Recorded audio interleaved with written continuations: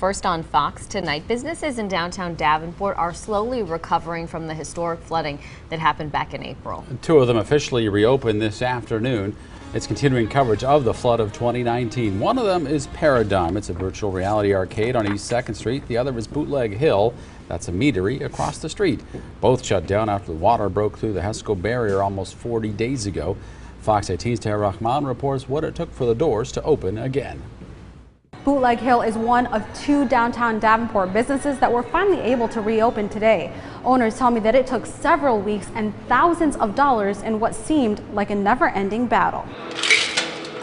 Long overdue. It's been a lot of trouble and I'd say hell for us. It's taken Rick Harris more than a month to reopen his meadery. We were surrounded by water. We were an island. We had no electricity. We had to have generators and we had to run pumps. It was a total disaster. Harris guesses up to hundreds of thousands of dollars in repairs and thousands more in lost sales. VR and computer rental. Justin Grubbs of Paradigm says that's their biggest hit. Lost revenue is the largest, more than dealing with the construction costs thanks to insurance. We're certainly not alone in that. I think the flood has driven a lot of people away from downtown.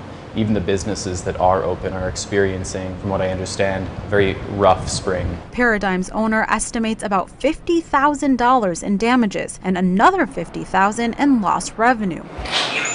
Both businesses are less than a year old and are hoping for some help and assurances from the city of Davenport. In the event that something like this happens again, it would be nice to have security that we are going to prevent 2nd Street from being 3 feet deep in water. I'm sure the city will help someday. So far we've received nothing, but eventually they're bound to help in some way. But for getting to this point, they're thanking their neighbors. We've had an absolutely massive number of volunteers just showing up to help, carry in sandbags, carry out sandbags, cleaning up the streets. I would say it is the largest community response that I've seen living in the Quad Cities. There are at least 5 businesses just here on East 2nd Street that still haven't been able to open up since the flooding.